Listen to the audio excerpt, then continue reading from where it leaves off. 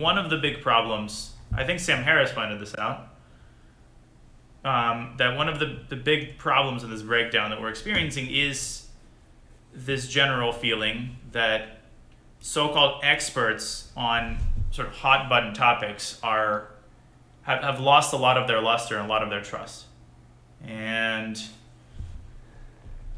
I think that, and it's due to a variety of things.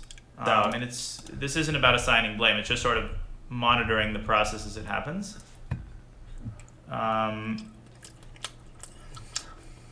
But part of the problem seems to be, of course, that experts seem to be compelled in a situation, both science and scientists and other kinds of experts seem to be compelled to fit kind of political agenda or some sort of a narrative, and that is a very dangerous path, of course, as I explained earlier, where you have a total corrosion of the agents of truth. Experts are agents of truth. They are people whose almost sworn duty it is, because they are the most knowledgeable in a field, to come as close as possible to the truth. And when they no longer adhere to that professed goal, then there's a complete breakdown of reality. And I don't know what people think about that.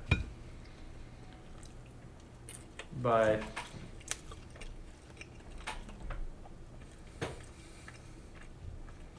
I fear only a society where you have to monitor your own thoughts. You police your own thoughts because you're afraid of where they might lead you, and on that goes.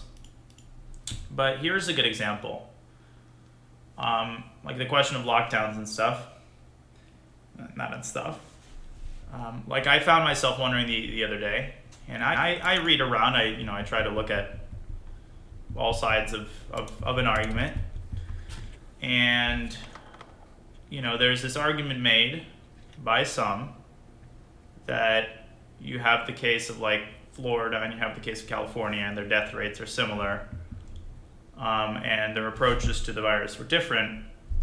And I assumed, right, that there is a catch here, but I found myself saying, well, I'm afraid that if I even ask that question, if I try to find a scientist, because no scientist, I couldn't find a scientist that had spoken on that topic. It had gotten so politicized, even though I can't understand why it should be. And I'm not taking a side on that. I'm just interested in like actual experts speaking about that rather than politicians or talk show hosts. Okay. Enough for now. Let's do a speedrun game and then we'll end for today. All right. We'll continue this at some point.